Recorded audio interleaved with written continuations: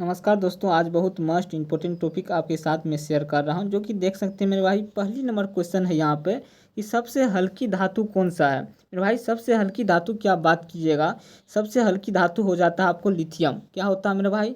Lithium जो है मेरे भाई सबसे हल्की धातु की श्रेणी में आता है, ठीक ना मेरे भाई। अगर मेरे वीडियो को आप पहली बार देख रहे हैं, जरूर चैनल को सब्सक्राइब कर लीजिएगा, लाइक कीजिएगा, कमेंट कीजिएगा, वीडियो को शेयर कीजिएगा दोस्तों तक, जिससे उसे भी लाभ पहुँचे, ठीक ना। चलिए आपके साथ में चलता हूँ। आपके साथ दूसरी क्वेश्चन है कि चावल को पॉलिश करने से कौन सा विटामिन नष्ट हो जाता है। मेरे भाई जब चावल को आप पॉलिश करते हैं तो विटामिन जो है मेरे भाई, विटामिन थायमिन जो है ये नष्ट हो जाता है। विटामिन थायमिन जो है मेरे भाई नष्ट हो जाता है, इस चीज़ों को ध्यान रखना है। थायमिन जो है विटामिन B1 का रासायनिक नाम है, इस चीज़ों को भी आप ध्यान रखना है आपको, ठीक ना। चलिए आपके साथ चलता हूँ, आपके साथ अगली क्वेश्चन साझा करता हूँ मेरे भाई। प्याज और लहसुन में गंध किस तत्व के कारण होता है। तो प्याज और लहसुन में गंध की बात कीजिएगा तो इसका गंध जो है मेरे भाई, यानी कि पोटेशियम के कारण मेरे भाई गंध देता है, प्याज भी और लहसुन भी। तो इस चीज़ों को आपको ध्यान रखना है। चलिए मैं चलता हूँ आपके साथ, अगली क्वेश्चन साझा करता हूँ। आप पूरा वीडियो देखिएगा दोस्तों। अभी तक अगर चैनल को सब्सक्राइब नहीं किए हैं तो चैनल को सब्सक्राइब कर लीजिएगा। चलिए मैं चलता हूँ आपके साथ, अगली क्वेश्चन साझा करता हूँ। अगली क्वेश्चन देखिए क्या है दिया हुआ है। अगली क्वेश्चन यहाँ दिया हुआ है, किस पदार्थ को लगाने से रक्त बहना रुक जाता है मेरे भाई। किस पदार्थ को हम लगाएंगे तो रक्त जो है मेरे भाई, ब्लड ये बहना बंद हो जाएगा, बहना बंद हो जाएगा, रुक जाएगा। ये हो जाएगा फेरिक ऑक्साइड। क्या होता है मेरे भाई? इसका आंसर हो जाएगा मेरे भाई फेरिक ऑक्साइड। क्या होगा आंसर? फेरिक ऑक्साइड हो जाएगा, फेरिक ऑक्साइड। चीज़ों को आपको ध्यान में रखना है।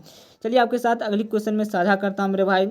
सबसे भारी धातु कौन सा है? सबसे भारी धातु की आप बात कीजिएगा तो सबसे भारी धातु हो जाता है आपका ओस्मियम। क्या होता है मेरे भाई? ओस्मियम जो है मेरे भाई ये सबसे भारी धातु है। इस चीज़ों को आपको ध्यान रखना है, ठीक ना। चलिए उसके बाद जस्ट अगली क्वेश्चन में साझा करता हूँ। ये भी क्वेश्चन बहुत ज़बरदस्त और इम्पोर्टेंट क्वेश्चन है। अगली क्वेश्चन की आप बात कीजिएगा मेरे भाई तो अगली क्वेश्चन आप देख सकते हैं यहाँ दिया हुआ है, D2O का सामान्य नाम क्या है। यानी कि भारी जल का मेरे भाई, भारी जल है D2O का सामान्य नाम। और अनुभार की बात कीजिएगा तो अनुभार हो जाता है मेरे भाई, भारी जल का कितना हो जाता है मेरे भाई, तो 20 हो जाता है, 20 हो जाता है, ठीक ना। उसके बाद चलिए आपके साथ अगली क्वेश्चन में साझा करता हूँ। अगली क्वेश्चन की बात कीजिएगा तो पृथ्वी की भूपट्टी पर सर्वाधिक तत्व कौन मिलता है। पृथ्वी की भूपट्टी पर सर्वाधिक तत्व की बात कीजिएगा मेरे भाई तो अभी भी पृथ्वी की भूपट्टी पर सर्वाधिक तत्व की संख्या की बात कीजिएगा तो ये ऑक्सीजन हो जाएगा। ये पृथ्वी की भूपट्टी पर सबसे ज़्यादा मात्रा में पाया जाता है मेरे भाई। क्या चीज़ है नाम? उसका नाम है ऑक्सीजन, ठीक ना।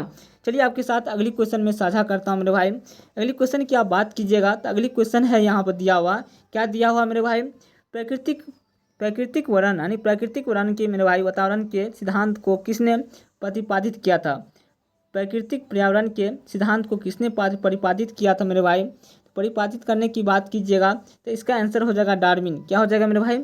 डार्विन इसका आंसर हो जाएगा। इस चीज़ों को आपको ध्यान में रखना है, ठीक ना। चलिए आपके साथ अगली क्वेश्चन में साझा करता हूँ मेरे भाई। अगली क्वेश्चन की बात कीजिएगा तो यहाँ दिया हुआ मेरे भाई, फोटोक्रमिक कांच में क्या व्यवहारित होता है। तो यहाँ फोटोक्रमिक कांच की बात कीजिएगा, इसमें रहता है सिल्वर आयोडाइड। क्या रहता है मेरे भाई? सिल्वर आयोडाइड रहता है। चीज़ों को ध्यान रखना है आपको। नींबू में कौन सा अम्ल पाया जाता है मेरे भाई?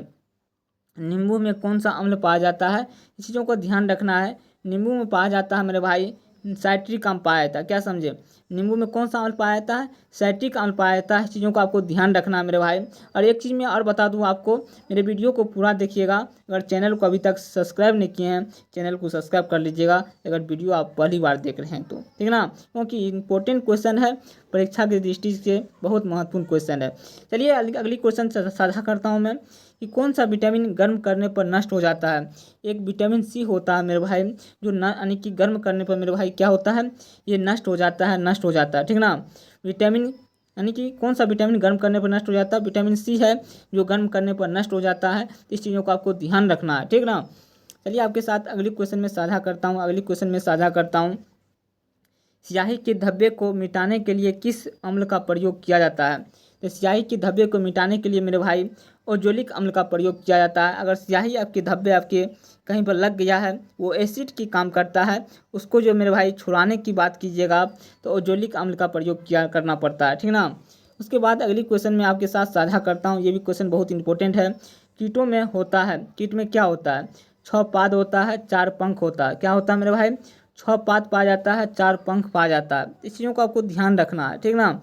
उसके बाद है खाने की ज़्यादा पकाने में कौन सा अम्ल लगता है मेरे भाई। यहाँ दिया हुआ है खाना को ज़्यादा पकाने पर कौन सा अम्ल नष्ट हो जाता है। खाना अगर ज़्यादा पकाएंगे तो उसमें कौन सा अम्ल नष्ट हो जाता है, तो फोलिक अम्ल हो जाता है मेरे भाई, जो खाना को ज़्यादा पकाने पर नष्ट हो जाता है। उसके बाद को आंसर यहाँ क्वेश्चन दिया हुआ है दूध में कौन सा अम्ल पाया जाता है। तो दूध में अम्ल की बात कीजिएगा तो लेक्टिक अम्ल दूध में पाया जाता है। कौन सा अम्ल पाया जाता है मेरे भाई, तो दूध में लेक्टिक अम्ल पाया जाता है। उसके बाद दिया हुआ है ग्वाइटर रोग का क्या कारण है। तो ग्वाइटर रोग होते हैं मेरे भाई, शरीर में आयोडीन की कमी से ग्वाइटर रोग होता है। इस चीज़ों का आपको ध्यान रखना है, ठीक ना। चलिए आपके साथ अगली क्वेश्चन में साझा करता हूँ। अगली क्वेश्चन की बात कीजिएगा तो यहाँ दिया हुआ है एपीकल्चर का संबंध किस क्षेत्र से है मेरे भाई। एपीकल्चर का संबंध बात कीजिएगा, यहाँ दिया हुआ है मधुमक्खी। क्या दिया हुआ है, एपीकल्चर मधुमक्खी से संबंध है। एपीकल्चर का संबंध मधुमक्खी से है। तो इस चीज़ों को आपको ध्यान रखना है, ठीक है ना। ये क्वेश्चन पूछा भी गया मेरे भाई। एपीकल्चर खेती जो है ये मधुमक्खी की खेती पालन करना एपीकल्चर कहलाता है, श्रेणी में आता है। उसके बाद यहाँ सेरीकल्चर है, जो विद्यार्थी कभी कभी कन्फ्यूज हो जाता है। सेरीकल्चर का संबंध किस क्षेत्र से है, इसका आंसर होता है रेशम का उत्पादन। क्या होता है मेरे भाई, रेशम का उत्पादन होता है। रेशम का उत्पादन है जो सेरीकल्चर से संबंधित है। इस चीज़ों को ध्यान रखना है, ठीक। उसके बाद अगली क्वेश्चन में साझा करता हूँ मेरे भाई। यहाँ दिया हुआ है, यहाँ दिया हुआ मेरे भाई प्रोटीन का पाचन किस अंग में होता है। प्रोटीन की पाचन की बात कीजिएगा आप, ये छोटी आंत में प्रोटीन का पाचन होता है। कहाँ होता है मेरे भाई, छोटी आंत में मेरे भाई प्रोटीन का पाचन होता है, छोटी आंत में।